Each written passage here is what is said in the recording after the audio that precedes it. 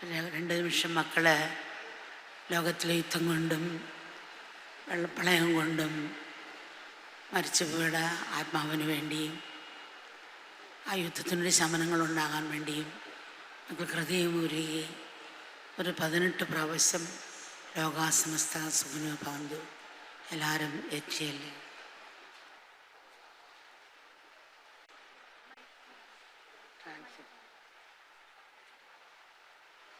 Translate ചെയ്യുന്ന ഓം ലോകാ സ്വാമി സ്വാമി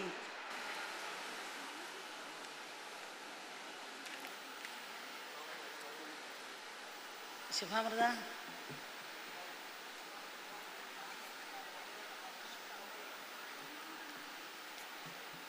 ഓം ലോകാ സമസ്ത സുഖിനോ ഭവന്തു ലോകാ സമസ്ത സുഖിനോ ഭവന്തു ലോകാ സമസ്ത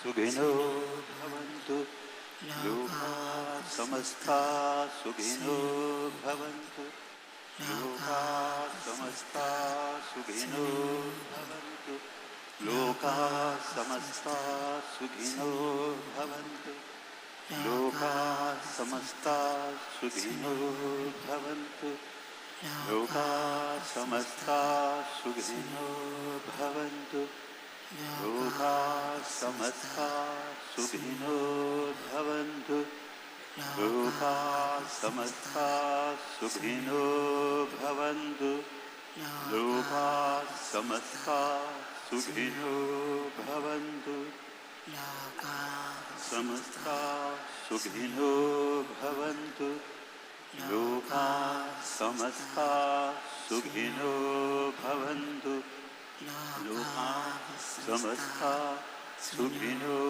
ഭവന്തു ലോകാ സമസ്ത സുഖിനോ ഭവന്തു ലോകാ സമസ്ത സുഖിനോ ഭവന്തു ലോകാ സമസ്ത സുഖിനോ ഭവന്തു ലോകാ ശാന്തി ശാന്തി. ഓം ശ്രീ ഗുരുഭ്യോ നമഃ. ഹരി ഓം.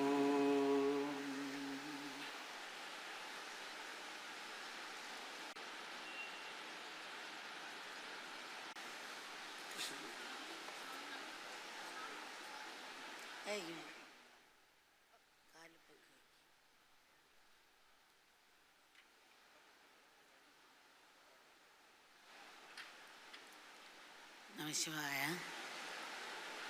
മക്കളെല്ലാവരും ഇങ്ങനെ ഒന്നിച്ചിരിക്കുന്നത് കണ്ടിട്ട് ഏതാണ്ട് 2 വർഷമായി.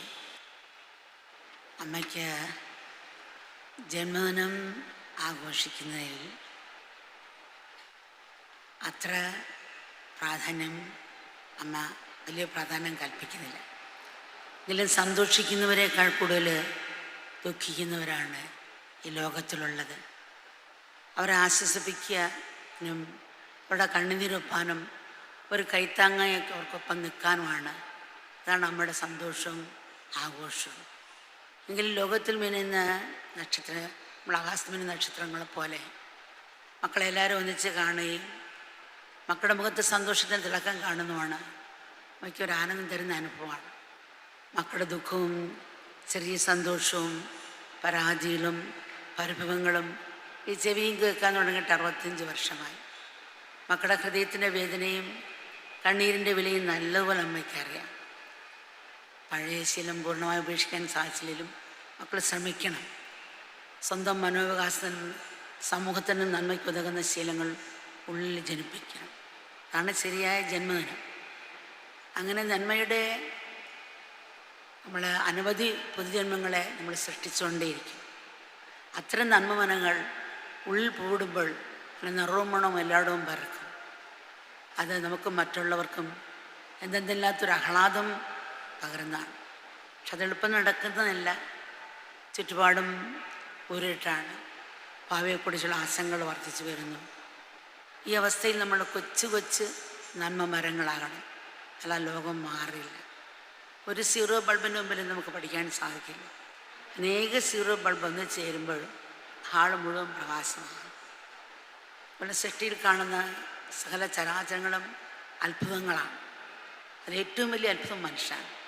മനുഷ്യന് മാത്രമാണ് ചിന്തിക്കാനും ചിന്തിക്കുകയും ചെയ്യാനുള്ള കഴിവും ഉണ്ടാകുന്നതാണ്.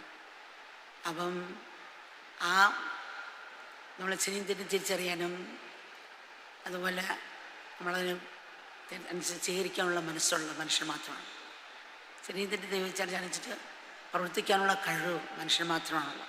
ആ വിവേകബോധം ഉണർന്നാൽ നമുക്കുള്ളിൽ പുതിയൊരു സൂര്യോദയം ഉണ്ടാകും. അങ്ങനെ മനോഭാവത്തിൽ മാറ്റമുണ്ടാകും. ലോകത്തിന് തകരാറൊന്നുമില്ല. ദൃഷ്ടിദോഷം കൊണ്ട് മനുഷ്യൻ വരുത്തിവെച്ച പ്രശ്നങ്ങൾ മാത്രമേ ഉള്ളൂ.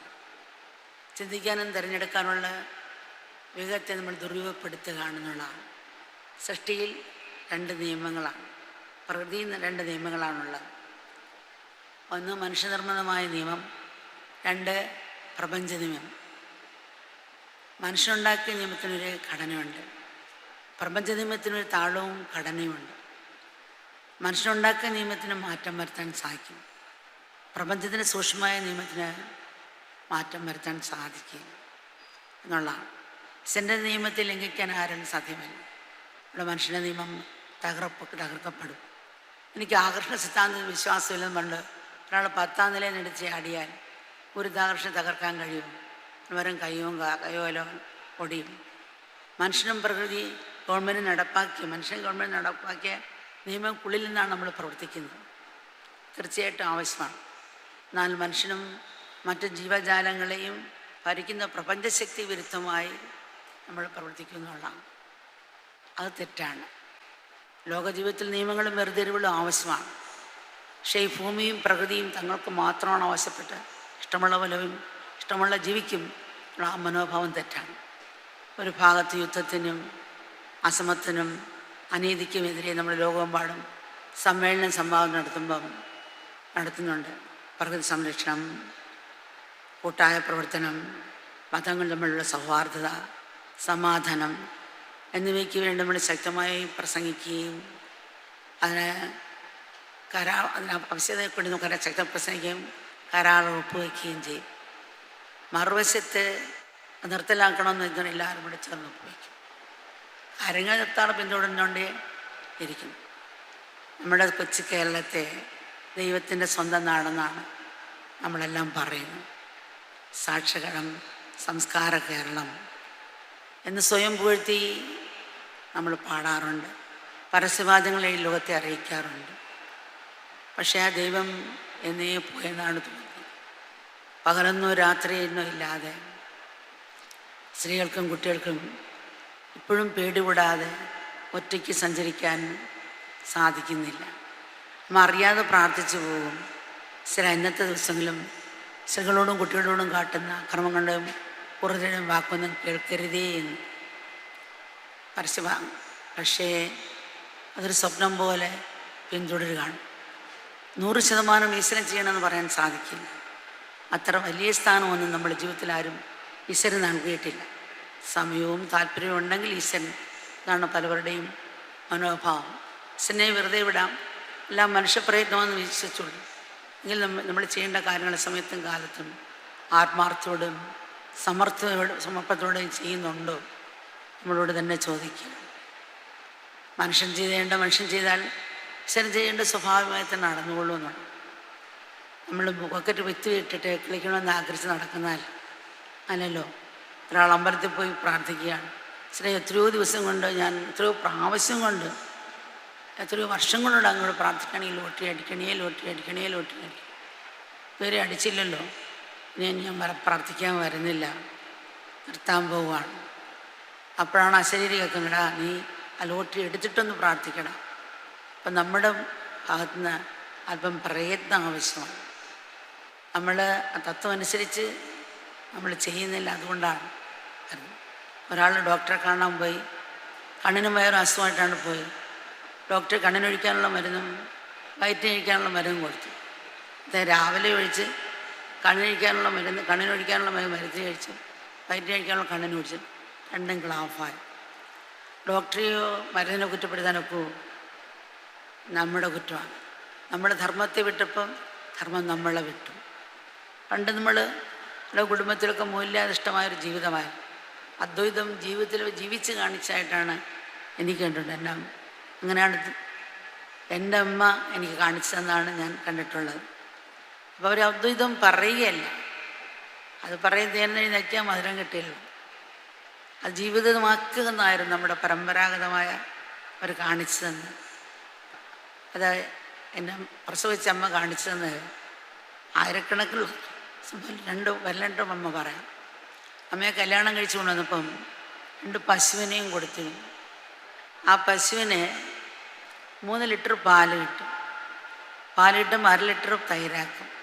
അങ്ങനെ കുറച്ചെടുത്ത് ബാക്കി മോരാക്കി വഴിയിൽ കൊണ്ടുവയ്ക്കും. പിന്നെ അമ്മയെ പ്രസവിച്ച കുടുംബത്തിലും അമ്മയും വീടിന് 4 വശം തിണ്ണയുണ്ട്. ആളുകൾ വഴിവക്കർ നടന്ന് കാറ്റോളം അവിടെ വന്ന് കുറച്ചിരുന്നിട്ട് പോവും. അവരും അതുപോലെ ചെയ്യും.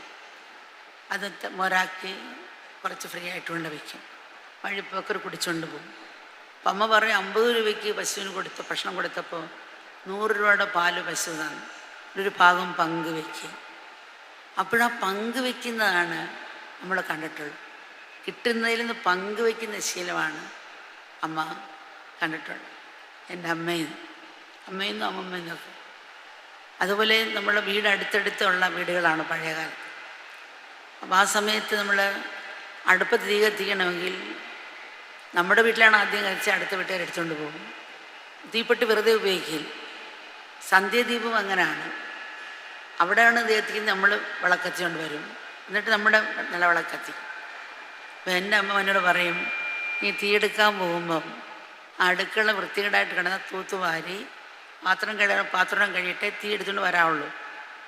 ഒരു ദിവസം ഓടിപ്പോയി തീ എടുത്തുകൊണ്ട് വന്നു. അമ്മ ചെടി അടുക്കള വൃത്തിയാക്കിയോ? മിണ്ടിയില്ലേ? നല്ല അടി കിട്ടി. തിരിച്ചു വിട്ടു. എന്നിട്ട് തൂത്ത് വൃത്തിയാക്കിയിട്ടാണ് പാത്രം കഴി വെച്ചിട്ട് എടുത്തത്. അപ്പം ഇന്ന് നമ്മൾ എന്ത് ചെയ്യും? വേസ്റ്റ് എടുത്ത് അടുത്ത വീട്ടിലേക്ക് എറിഞ്ഞിടും, നമ്മുടെ വേസ്റ്റ്. അപ്പം ഇപ്പം ചെയ്യുന്നത് അന്ന് അവിടെ വൃത്തിയാക്കിയിട്ടേ കൊണ്ടുവരാളെല്ലാം അടിക്കും. ഇന്ന് നമ്മൾ തിരിച്ചായി. ഇന്ന് സ്വാഗതം എന്ന് പറഞ്ഞത് എല്ലാവരുടെയും സ്വാഗതം എന്ന് എഴുതി വയ്ക്കും. ഇന്ന് കടിക്കുന്ന പട്ടിയുണ്ടെന്നാണ് നമ്മൾ എഴുതി വെച്ചത്. ആ ഒരു ഭാവമാണ്. അതുകൊണ്ട് ഇന്ന് ഒരു ചവറ് കുപ്പ കണ്ടാൽ അത് കയ്യിലെടുത്തുകൊണ്ട് വൃത്തി എന്നുള്ള പദത്തിൽ ആ ഒരു ശീലം നമുക്കറിയാതെ തന്നെ മനസ്സ് വരും. ഒരു ചവറ് കുപ്പ കണ്ടാൽ നമ്മുടെ അകത്ത് ഇരിയുന്ന പോലെ തോന്നും. അങ്ങനെയാണ്. രാവിലെ സ്കൂളിൽ പോകുന്നതിന് മുമ്പേ മുടി ഇരും. അമ്മ തന്നെ അന്ന് നിറം 10-12 മക്കളുള്ള കാലമാണ്.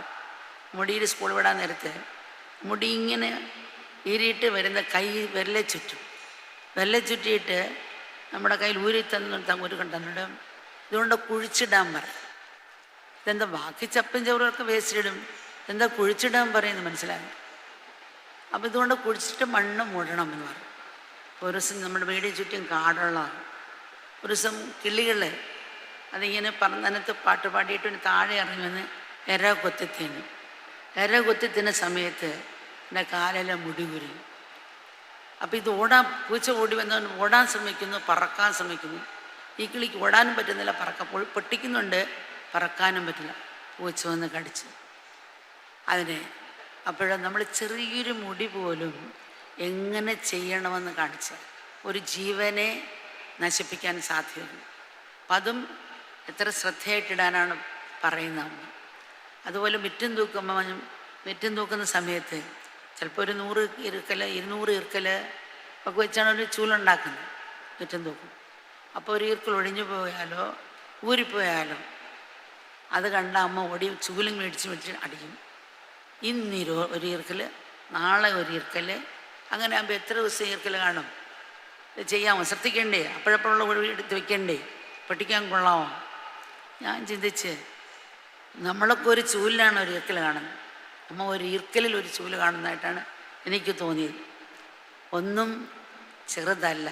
നമ്മുടെ സംസ്കാരത്തിൽ സിട്ടാകെ രണ്ടല്ലല്ലോ. പ്ലെയിൻ എഞ്ചിനുകളെ പറക്കില്ല, സ്കൂളിലും പറക്കാം. മുത്തശ്ശിയുള്ള ചെറുതിൽ വലുതിനെ കാണണം. ചില ചെറുതിൽ വലുത് കാണും, ചില വലുത് ചെറുതായിട്ടും കാണണം എന്ന് പറയാതെ വേദാന്തം മുഴുക്കുമുണ്ട്. കാരണം അമ്മയുടെ ജീവിതത്തിൻ്റെ ഭക്തന്മാരുടെ അനുഭവങ്ങളും പലരും കേട്ടിട്ടുണ്ട്. ഷുഗറുള്ള രോഗികൾക്ക് വെല്ലൊന്ന് മുറിഞ്ഞാൽ അവർ പഴയതുപോലെ അറിയില്ല. ഗ്രാമത്തിലുള്ള മക്കൾക്ക് ഒരു ചതച്ച് വല്ല ഉള്ളി ചതച്ചൊക്കെ കാലിൽ കിട്ടും. അപ്പം പഴുപ്പ് കയറി വരികയാണ്. ഡോക്ടർ പറഞ്ഞ് വെല്ല് മുറിക്കണം. പഴുപ്പ് വല്ലാണ്ടായി മുന്നോട്ട് പോകാതിരിക്കാൻ വേണ്ടിയാണ് പറയുന്നത്. അവർക്ക് അത്ര അവയർനെസ് ഇല്ല. അപ്പോൾ അവർ സമ്മതിക്കില്ലേ മുറിക്കാൻ. അപ്പോൾ പിന്നെ മുന്നോട്ട് കയറാനുണ്ട്. പാദം മുറിക്കണമെന്ന് പറഞ്ഞു. വീണ്ടും സമ്മതിച്ചില്ല. പിന്നെ പഴുപ്പ് മുന്നോട്ട് കയറുകയാണ്. മുട്ട് മുറിക്കാൻ പറഞ്ഞു. പിന്നെയും സമ്മതിച്ചില്ല. പിന്നെ തുടവച്ച് മുറിക്കാൻ പറഞ്ഞു. പഴുപ്പ് കയറിക്കൊണ്ടേയിരിക്കുകയാണ്. അപ്പം അത് സമ്മതിച്ചില്ല. പിന്നെ അവർ 6 മാസം 3 മാസം അതിൽ കൂടുതലൊന്നും അത്ര ജീവിച്ച് കണ്ടില്ല മുറിക്കാത്തതുകൊണ്ട്. അപ്പം ചെറിയ കാര്യം, ചെറുതിൽ വലുതിനെ കാണുക, നിസ്സാരമായി തള്ളരുത്. അതുകൊണ്ട് അമ്മ ഒരാണി ആദ്യം വന്നാൽ ചുറ്റുമുള്ള ആണി പറക്കും. കാരണം ഒരു പാവപ്പെട്ട ഒരാളാണ്. എല്ലാവർക്കും ജീവൻ പ്രധാനമാണ്. കാലിൽ കൊണ്ടാൽ അവരന്നു കൂലിപ്പണിക്ക് പോകുന്ന ഒരാൾ, അവരുടെ ജീവിതത്തിൽ എന്തായിരിക്കും അവസ്ഥ. അപ്പം അങ്ങനെ ഓരോന്നും അമ്മ പഠിപ്പിച്ചു തന്നാണ് ഓരോന്ന് ചെയ്യുന്നത്. ഇവിടെ നദിയല്ല കായലാണ്. എന്നാലും അമ്മ പറയും നദി ദേവിയാണ്. അതിൽ പെടുക്കാൻ മൂത്രം ഒഴിക്കാൻ പാടില്ല, തുപ്പാൻ പാടില്ല. ഇനി 6 മാസം കൊണ്ട് നല്ല വെള്ളം ഉണ്ടാവും. അപ്പം ഇക്കാലത്ത് അഴിയായി, അന്നേരത്തെ പൊഴിയായിരുന്നു. ഇപ്പോൾ ഉപ്പുവെള്ളമായി. പിന്നെ ചെറുപ്പത്തിൽ 9 വയസ്സ് വരെയും കായലും കുളിക്കും. നദി എന്നാണ് അമ്മ പറയുന്നത്. അപ്പം കുളിക്കാൻ പോകുമ്പം വെള്ളത്തിലിറങ്ങും മൂത്രം മുട്ടും. പക്ഷെ തന്നെ കുളിര് വന്നിട്ട് മൂത്രം മുട്ടും. പെട്ടെന്ന് കൺട്രോളും വരും. ചെറുപ്പത്തിലെ അമ്മ പറഞ്ഞുകൊണ്ട് ബലം പ്രയോഗിക്കാൻ നിയന്ത്രണം കിട്ടി. അതിൽ 3 പാഠം ഉത്തരം എനിക്ക് കിട്ടി. നമ്മൾ മൂത്രം ഒഴിക്കാത്തതുകൊണ്ട് തുപ്പത്തുകൊണ്ട് നദിക്കല്ല ഗുണം, നമുക്കാണ് ഗുണം. പിന്നെയോ രണ്ടാമത്തെ കൊടുക്കുന്നതാണ് തിരിച്ചു കിട്ടുന്നത്. മൂന്നാമത്തത് നമുക്ക് ഈ മൂല്യമുണ്ടെങ്കിൽ തീർച്ചയായിട്ടും ഏത് സാഹചര്യത്തിൽ നമുക്ക് പിടിച്ചു നിൽക്കാൻ സാധിക്കും എന്നുള്ളൊരു ഭാവമാണ്. ഇന്ന് ലോകം ഒരു സൂപ്പർ മാർക്കറ്റ് പോലാണ്. നമുക്ക് പഞ്ചസാര ഇട്ടിട്ട് വെള്ളം വരേണ്ടെന്ന് വലിയ കഷ്ടമാണ്. അപ്പം ഈ ലോകത്ത് നിന്നൊരു വൈരാഗ്യം എടുക്കാൻ ഇന്നത്തെ കാലത്ത് പറ്റത്തില്ല. കാരണം മൂല്യവുമില്ല. ഇങ്ങനൊരു തുറന്ന ലോകമാണ്. അതുമാത്രമല്ല, മനസ്സിനെ നമുക്ക് വികാരവിചാരങ്ങൾ ഉദ്ധരിക്കുന്ന ഫോണിൽ കൂടെ ആകട്ടെ മറ്റുള്ള കൂടെ ആയിട്ട് കാണുന്നു. അതാണ്. അതുകൊണ്ട് എന്താ, പ്രായം ചെന്നവരെന്നോ കൊച്ചുകുട്ടികളെന്നോ മക്കളെന്നോ സഹോദരങ്ങളെന്നോ ഒന്നുമില്ലാതെ ഇങ്ങനെ പീഡിപ്പിച്ചുകൊണ്ടിരിക്കുന്ന വാർത്തയാണ് ദിവസവും കേൾക്കുന്നത്. അപ്പോൾ സത്യത്തിൽ മഹാഭാരതത്തിൽ ജരാസന്ധനെ പറ്റി കേട്ടിട്ടുണ്ട്. നമ്മൾ ജരാസന്ധന്മാരെ സൃഷ്ടിക്കുകയാണ്.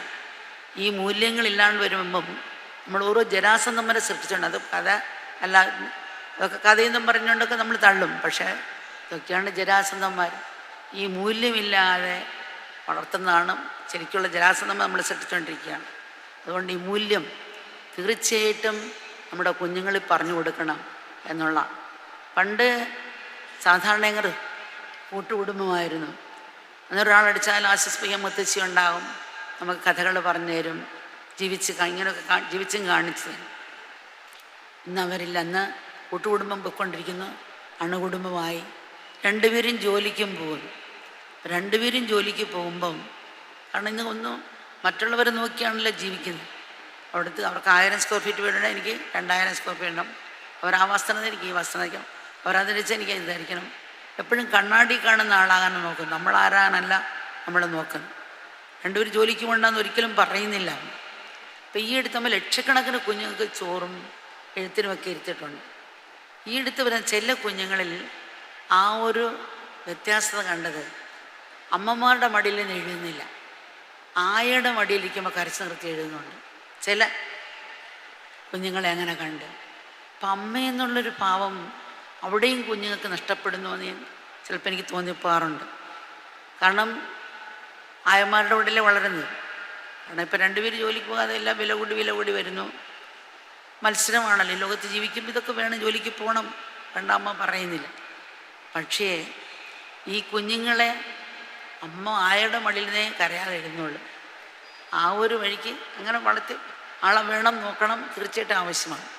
പക്ഷേ കുഞ്ഞുങ്ങൾ സ്കൂളിൽ പോകുമ്പം അമ്മമാർ ഒരു ഉമ്മ കൊടുത്തിട്ട് വിടണം, തിരിച്ചു വരുമ്പോഴും ഒരു ഉമ്മ കൊടുക്കണം.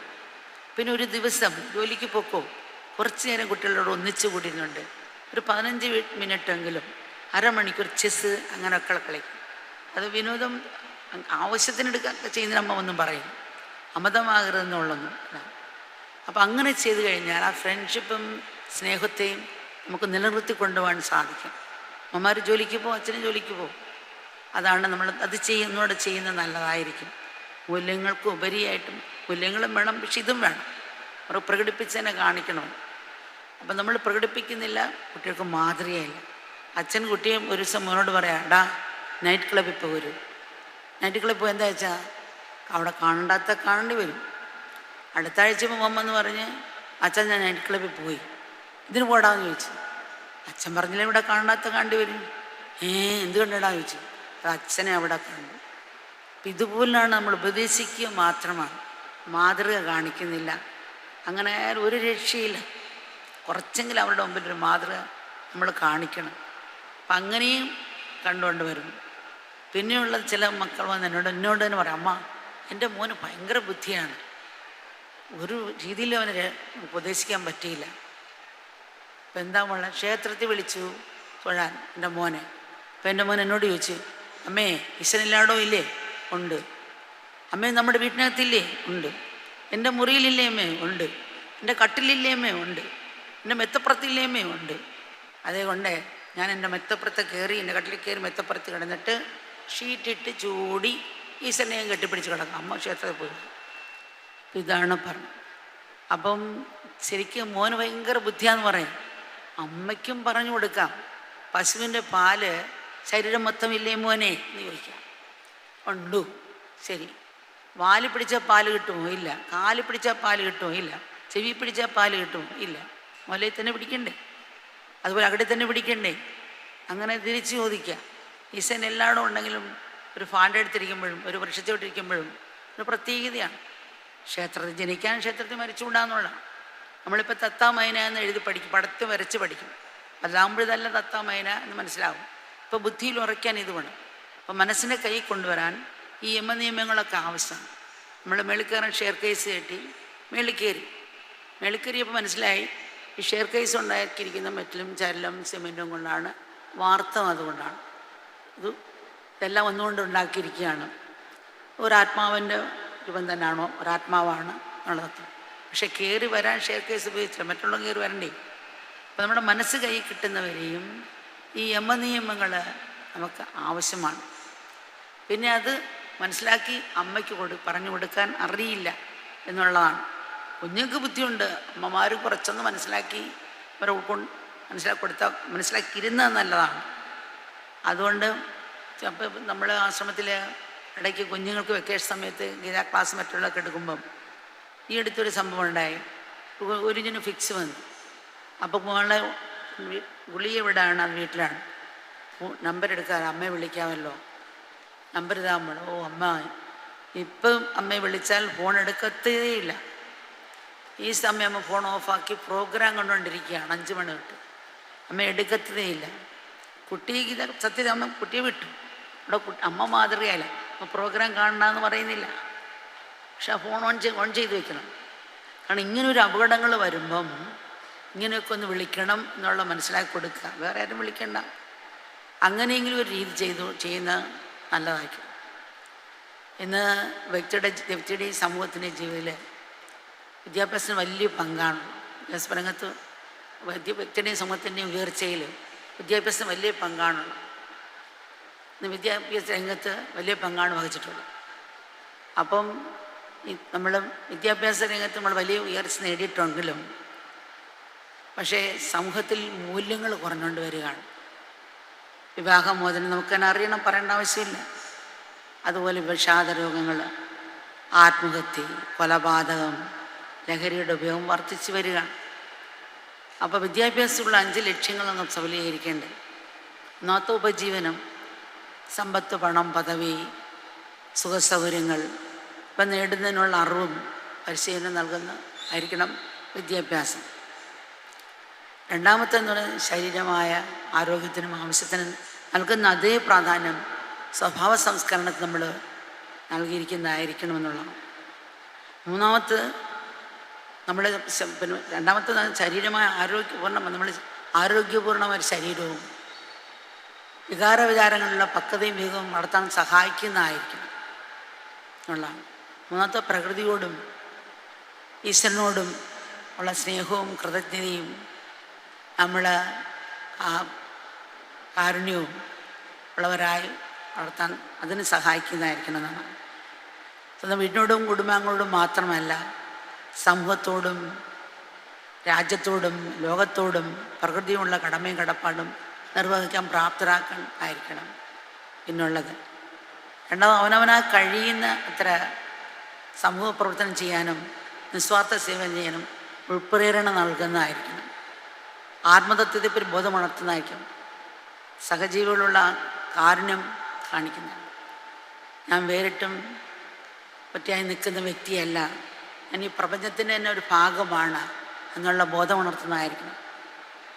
ഇപ്പം കടലിൻ്റെ നടുക്കുള്ള വെള്ളവും തീർത്തടിച്ചു കയറിയ തിരയും ഒന്നാണ് എന്നുള്ള ബോധം ഉണർത്തുക. അതുപോലെ പ്രപഞ്ചമാകുന്ന മഹാസമുദ്രത്തിലെ എണ്ണമറ്റ തിരകളിൽ ഒന്നാണ് ഞാൻ. ചുരുക്കി പറഞ്ഞാൽ, നമ്മൾ ജീവിതത്തിൻ്റെ വെല്ലുവിളി നേടാൻ ഒരുവനെ കരുത്ത് നൽകുന്നതായിരിക്കണം എന്നുള്ളതാണ്. സാധാരണ ചിന്താശക്തിയെ വളർത്തുന്നതായിരിക്കണം, അന്വേഷണബുദ്ധി ഉണർത്തുന്നതായിരിക്കണം, സ്വഭാവ സംസ്കരണം ആത്മബോധത്തെ ഉണർത്തുന്നതായിരിക്കണം. അപ്പോൾ ആത്മതത്വത്തെ ഉണർത്തുന്നതായിരിക്കണം. സഹജീവിയുടെ കാരുണ്യം നമ്മൾ കൊണ്ടുവരണം. അപ്പം മൂല്യാധിഷ്ഠിത വിദ്യാഭ്യാസം എന്ന് പറയുമ്പം വിദ്യാഭ്യാസവും മൂല്യവും രണ്ടല്ല, എള്ളും എണ്ണയും പോലെ ഒന്നാണ്. ജീവിക്കാൻ വേണ്ടിയുള്ള ജീവിതത്തിന് വേണ്ടിയുള്ള വിദ്യാഭ്യാസം. ജീവിക്കാൻ മാത്രം നമ്മളിപ്പം വയറ്റിപ്പഴപ്പിൻ്റെ പഠിപ്പ് വേണം, ഒരു ജോലി വേണം, തീർച്ചയായിട്ടും ആവശ്യമാണ്. ജീവിതത്തിന് വേണ്ടിയുള്ള വിദ്യാഭ്യാസം ലോകത്തിൻ്റെയും ലോകവസ്തുവിൻ്റെയും സ്വഭാവം വികാരവിചാരങ്ങൾ മനസ്സിലാക്കി പോകണം. മറ്റേത് നമ്മൾ പുറത്ത് എയർ കണ്ടീഷൻ കെട്ടി എന്നാണ്. അതിൽ കിടന്ന് ആത്മഹത്യ എന്നവർക്കുള്ള കഴിക്കും, നമുക്കെല്ലാം അറിയാമല്ലോ. മനസ്ഥിതിയെ മാറ്റുന്നത്, മനസ്ഥിതിയെ മാറ്റിയ പരിസ്ഥിതിയെ മാറ്റുന്നത്. വിദ്യാഭ്യാസ ലക്ഷ്യം യന്ത്രങ്ങളുടെ ഭാഷ മനസ്സിലാക്കുന്ന വിഭാഗം ജനങ്ങളെ സൃഷ്ടിക്കുകയല്ല, വിദ്യാഭ്യാസം കൊണ്ട് പൂർണ്ണമായി നേടേണ്ട സംസ്കാരമാണ്.